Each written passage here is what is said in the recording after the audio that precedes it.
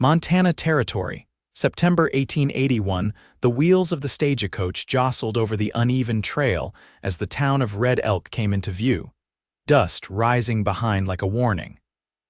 Liora Fairlight gripped the edge of the bench with white knuckles, her wide-brimmed bonnet askew from the long ride. Her gloves were stained from sweat and dirt, her corset pinching tighter than usual. She had never seen the West before, and now it felt like it was swallowing her whole. The stagecoach lurched once more before halting outside the tiny depot. Liora stepped down carefully, skirts bunched in one hand, carpetbag in the other. Her boots touched loose cobblestone and her ankle turned.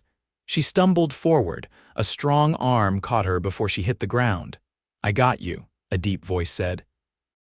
She looked up into the face of a tall man with dark, sun-browned skin, a square jaw dusted with stubble and eyes the color of storm clouds. He steadied her with both hands, not letting go until she found her footing. "Thank you," she said, breathless. "You must be the bride," he said. "Mail order right, Liora Fairlight?" She blinked. "Yes, how did you—" "Name's Quentin Ashford," he said, tipping his hat. "Your groom never came to meet you. I reckon he changed his mind." Leora's stomach dropped. She looked around. People passed her by, ranchers, townsfolk, a boy chasing a hound, but no one looked like they were waiting for her. Her letter had said the man's name was Charles. He had written that he owned a general store and had 2 children. He had promised her a family. Quentin watched her face pale. "You did not know," he said quietly. "He left town last week, took his kids and wagon and headed south. No one's heard from him since." Liora stood very still. Her fingers loosened on the handle of her bag and it dropped to the ground with a soft thud. "I sold everything," she whispered. "I have nothing left in Boston, no family, no home." Quentin bent down, picked up her bag, and stood beside her in silence for a moment.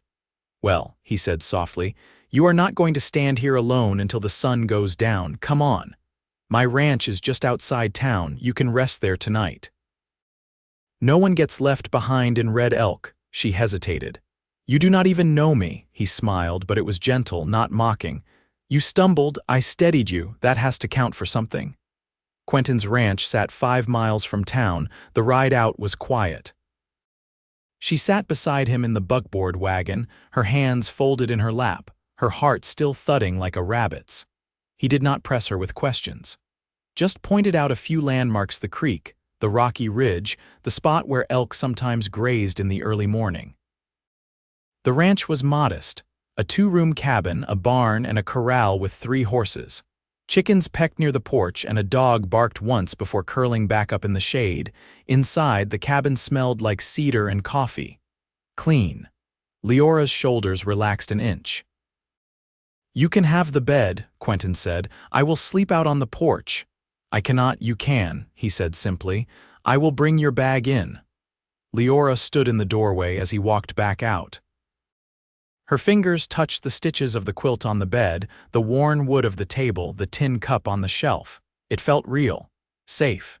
That evening, Quentin made stew and cornbread. They ate in silence, the sun sinking low behind the pines. Liora watched him move with quiet purpose, feeding the horses, closing the coop, lighting the lamp. He was not a man of many words, but she did not feel loneliness beside him. She felt steadied. After supper, she stood outside near the steps while he leaned against the post, arms crossed. "I came here to marry a man I never met," she said.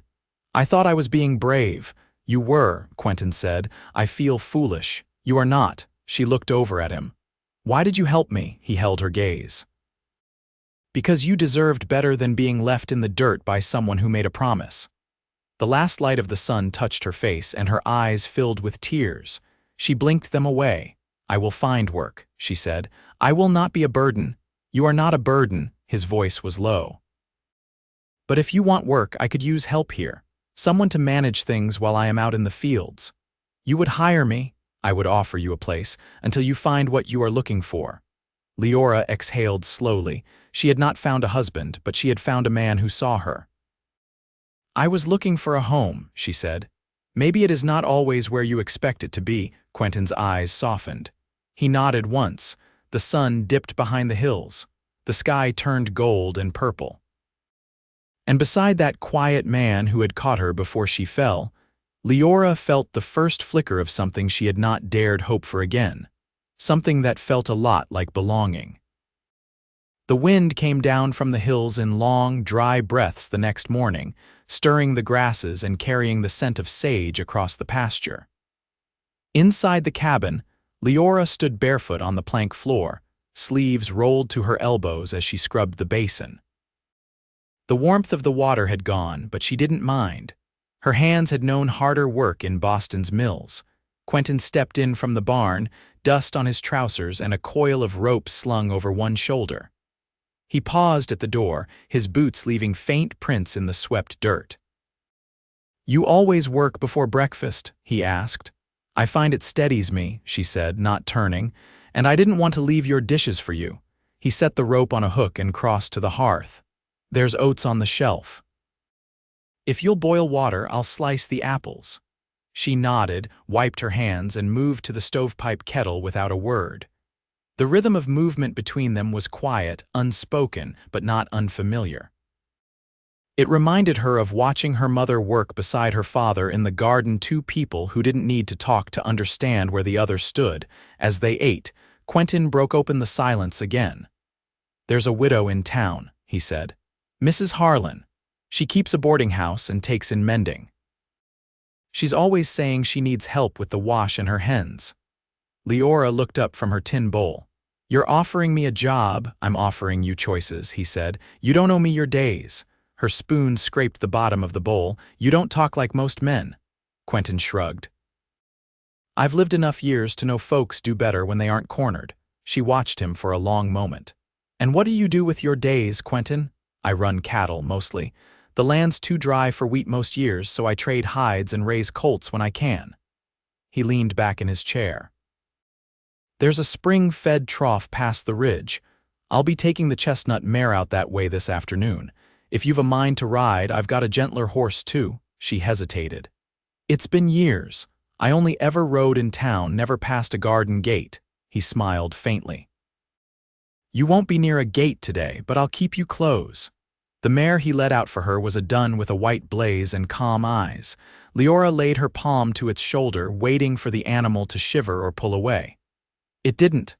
"I called her Hazel," Quentin said, tightening the cinch. "She listens better than most men and doesn't startle easy." Liora mounted with a bit of awkwardness, but her balance found her by the time they reached the ridge. The trail opened into a broad stretch of grass bordered by cottonwoods, their leaves just beginning to turn at the edges. The sky stretched like blue canvas above them, and ahead, the trough shimmered like a mirror tucked into the earth. Quentin rode just ahead, glancing back now and then. When they reached the water, he dismounted first and helped her down, his hands firm but gentle at her waist.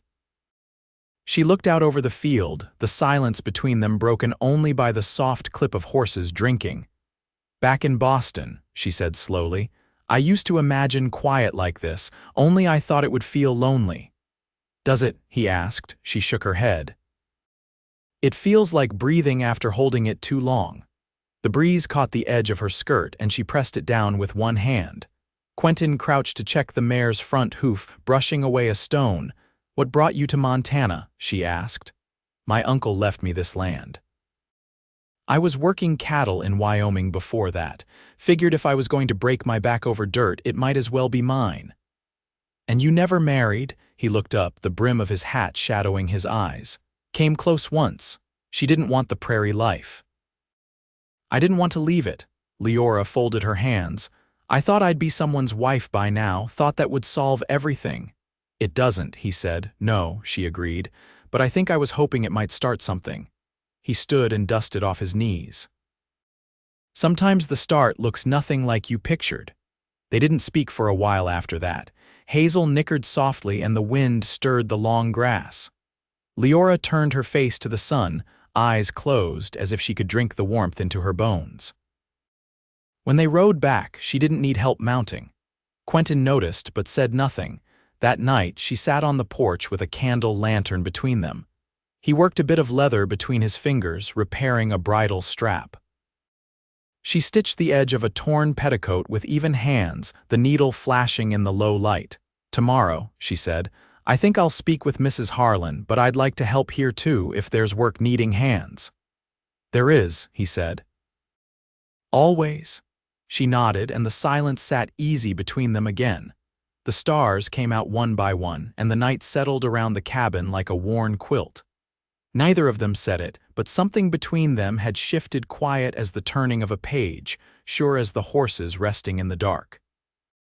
The dust had barely settled on the front path when Liora stepped through the narrow gate of Mrs. Harlan's place, her gloves tucked under one arm and her skirts catching on the dry grass. The boarding house stood 2 streets off the main road, shaded by a leaning elm and lined with mismatched windows patched with muslin curtains. A wood smoke smell clung to the porch. Mrs. Harlan herself answered the door with a flower-covered apron and sharp eyes that missed nothing. She looked Liora up and down once before stepping aside. "You're the one who was left standing," she said, voice flat but not unkind. "I am," Liora said, steady. Mrs. Harlan nodded, wiping her hands on her apron. "Well, I don't turn away women who show up clear-eyed and with calluses." "Can you wring out linens without whining?" "Yes." "Can you tell a rooster from a pullet?" "I can learn." That earned a grunt, and the woman motioned her inside. By noon, Liora had her sleeves rolled, her hands red from lye soap, and a hen-pecked welt on her wrist. She didn't speak much, but her back stayed straight and her pace never slowed. By late afternoon, she walked the road back to the ranch, arms stiff, hair messy from the wind. Quentin was out by the fence line, hammering new rails into place. He turned when he heard the gate. "How was she?" he asked, setting down the mallet. "Efficient," Liora said, "and suspicious of anyone who doesn't know the difference between gooseberries and poison sumac." Quentin chuckled low in his throat. "Sounds about right. I'm going back tomorrow." He nodded once, then bent to check the alignment of the post. Liora stepped beside him, watching his hands measure by sight and habit. "Do you need help here too?" she asked. "I've never built a fence, but I can hold a rail." He handed her a post without answering. She took it and pressed one boot into the earth as he guided the wood into place. The silence between them wasn't heavy, it moved, breathed. By dusk, they had finished 3 lengths of fence. Quentin set down his hammer and leaned on the top rail, his sleeves rolled and his collar damp with sweat. "You don't mind the work?" he asked. "No," she said. "I mind not being useful." He wiped his brow with his wrist. "You're plenty useful." She glanced toward the hills where the light was falling in long slants through the trees. "I used to think I'd end up in some parlor trying to keep my voice soft and my shoes clean. Would that have pleased you?" "I think I wanted to please someone else," she said. "Now I just want to be where my hands mean something." Quentin looked at her then, long and quiet. "You're not made for glass cases, Liora," she met his eyes. "You don't act like I'm broken. You're not." She looked down, fingers brushing the rough grain of the fence rail. "I used to think being left meant something was wrong with me. It meant something was wrong with him." She didn't answer right away. The quiet folded around them, not sharp, not cold, just still. "I've never had someone look out for me without expecting something in return," she said. "I don't expect anything," he said, "but I'd like the chance to keep looking out for you." Her gaze didn't waver. "I'd like that too." The sun was nearly gone now, the last edge of it gilding her hair. Quentin's hand rested on the fence between them, rough and scarred from years of work. After a moment, she laid hers beside it, not touching, just near. Neither moved. The sky darkened, and the first stars began to show. Inside the cabin, the lamp still waited unlit. But outside, under that endless sky, something steady and quiet was being built, stronger than wood, deeper than words. And neither of them needed to say it aloud to know it was real. By mid-October, the mornings came rimmed in frost. The air bit through cloth and skin alike, and the fields held a hush that made every sound, horse hooves, kettle whistle, even breath feel louder. On the ranch, the days shortened, but work didn't. Liora learned to split kindling and muck stalls, her hands steady now with the weight of tools instead of lace. She no longer asked what to do. She simply did. That morning, Quentin returned from the northern grazing stretch just after sunrise, his coat stiff with cold and his jaw set tighter than usual. Liora met him near the barn, her shawl drawn close and the dog trailing behind her. "There's a break in the fence up near the ravine," he said. "Tracks show something moved through in the night, could be wolves." She nodded, brushing hay from her skirt. "Do you want me to check the coop?" "They'd go for deer first," he said. "But yes, and keep the lantern lit near the door tonight," she hesitated. "Are you riding back out?" "I have to." "Those cattle won't hold if the fence doesn't." "I'll pack you a sack," she said, already turning. He caught her wrist not hard, just enough to pause her. "You've been carrying more than your share." "I'm not made of glass," she said. "I know." "That's why I notice." She didn't answer, but her hand lingered a moment before pulling away.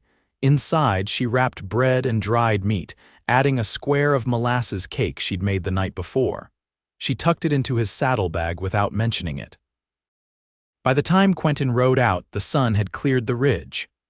Liora watched him disappear along the tree line, the horse's legs kicking up pale dust in long, slow strides. The day passed with small, necessary things: grinding corn, boiling linens, checking the root cellar for spoilage. At midday, Mrs. Harlan sent word through a passing trader that she'd be needing help with her niece's confinement in November. Liora sent a reply on a scrap of paper, folded once and pressed into the man's coat pocket. Evening came with a wind that rattled the eaves. The dog barked twice and fell quiet. Liora lit the porch lantern and set a pot of barley stew on the stove. She kept glancing at the door between stirring and setting the table, though she didn't admit to herself why. When Quentin finally returned, it was full dark. His coat was torn at the shoulder and there was blood at the edge of his collar, brown and dried. Liora stepped back from the stove as he entered. "What happened?" "Got too close to a snagged wire. The colt reared, nothing deep." She crossed to him, fingers reaching for his coat. "Sit," she said. "I'll clean it." He didn't argue, just eased into the chair by the hearth while she fetched the basin. She worked quietly, dabbing warm water along the torn skin. His jaw tightened, but he didn't flinch. "You should have stitched this earlier," she said. Didn't want to stop. "Fence needed mending. You think you're the only one who can mend things." He looked up then, his voice low. "No, but I've had enough left behind to know not everything stays fixed." Her fingers paused at the wound. The fire cracked behind them. "I'm not going anywhere, Quentin," she said. "You didn't ask for me and I didn't expect to find you, but I won't vanish in the night." He turned his hand over and rested it against her hip, barely touching. "I know that now," he said. She met his gaze, steady as the first time he'd caught her on the depot road. "I didn't believe in second chances," she said. "Not truly. I thought I'd take what I could get and make do." "You don't have to make do." "I know," she said. The stew cooled on the stove, forgotten. The basin sat untouched on the floor. Her fingers still held the cloth, but neither of them moved to finish what had been started. "You've built something here," she said. "Not just fences and barns, something honest." "I'd share it," he said, "if you wanted it." She folded the cloth and set it aside. "I do." He stood slowly, the lamplight drawing shadows across his face. "Then stay." Liora stepped into him, her forehead resting beneath his chin. "I already have," she said. Outside, the wind quieted, the grass hushed. And in the stillness of that one small room, two people who had not been looking for each other found what neither had dared name: a place to belong. A home not built with walls, but with hands extended and caught. Snow came early that year, blanketing the hills by the second week of November. It didn't fall heavy, not yet, but the ground stayed white through morning, and the air carried a stillness that made every footstep sound louder than it should. Liora stood just outside the barn at sunrise, arms crossed over her wool shawl, watching her breath curl into the cold. Inside, Quentin was saddling the colt. He'd taken to checking the fence lines before sunup now, not trusting the weight of the snow to hold the posts. When she stepped into the barn, he glanced up and nodded once. "I'll ride north and circle back past the ridge," he said. "Shouldn't take more than a few hours." She reached for the bridle hanging on the peg beside him. "I'll come with you," his brow lifted. "You sure?" "I've spent enough mornings by the stove," she said, tightening the strap. "I'd rather ride beside you," he didn't argue. They rode out just after first light, the horses' hooves muffled by the powder. The land looked different under snow, gentler, somehow, though the cold bit through even the thickest coat. They didn't speak much, but the quiet between them no longer felt like something that needed filling. Near the ridge, they dismounted. One of the rails had bowed under the weight of a fallen branch.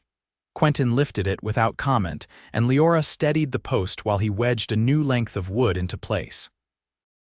Her fingers had grown more sure since the first time. He didn't have to watch her hands now. As he hammered the last nail, she looked out over the tree line. "Has it always felt this far from everything?" He paused. "Depends what you mean. Boston was always noise and elbows." "I thought I'd miss it more." "You don't," she shook her head. "I thought I would, but I don't miss the ache of being invisible." He set the hammer down. "You're not invisible here." She met his eyes. "No, I know that now." They rode back as the clouds thickened, the sky pressing low. Inside the cabin, the warmth of the fire met them like an embrace. While Quentin stripped off his coat near the hearth, Liora reached into the cupboard for the tin of flour. She began mixing dough without needing a recipe, her hands moving with quiet certainty. He leaned against the table watching her. "You ever think about what you want next?" he asked. She didn't look up. "I used to make lists, long ones, mostly filled with things I was meant to want. And now," she folded the dough, her voice calm, "now I think about mornings like this. Riding out, coming back, having a place where someone waits for me." He nodded slowly. "I built this place with the idea it would be enough for one man, but it never felt full till now." She slid the dough into the pan. "Are you saying this house needs more boots by the door?" "I'm saying it's better with yours." She dusted her hands and turned to face him. "You've never asked me for anything." "I didn't want to ask until I knew you wanted to stay." "I do." He stepped forward, close enough that she could see the flecks of gray starting in his beard, the lines that deepened beside his eyes when he looked at her this way. "I don't need a big word said over us," he said. "But I want to stand beside you in every season that comes. I want you in this house, not just passing through." She touched his chest, where the fabric of his shirt was warm from the fire. "Then let's make a life here, not the one we were promised. The one we choose." He bent his head, kissing her slow, the kind of kiss that felt like thaw after a long freeze. She didn't pull away. The following week, they traded 2 hides and a sack of barley for a ring from the blacksmith's wife, a simple band, worn smooth by years but still strong. They exchanged vows in the parlor of the church with only the preacher and Mrs. Harlan there to witness. No fanfare, just 2 people, hands joined, eyes steady. The house changed after that in little ways. A second rocking chair appeared on the porch.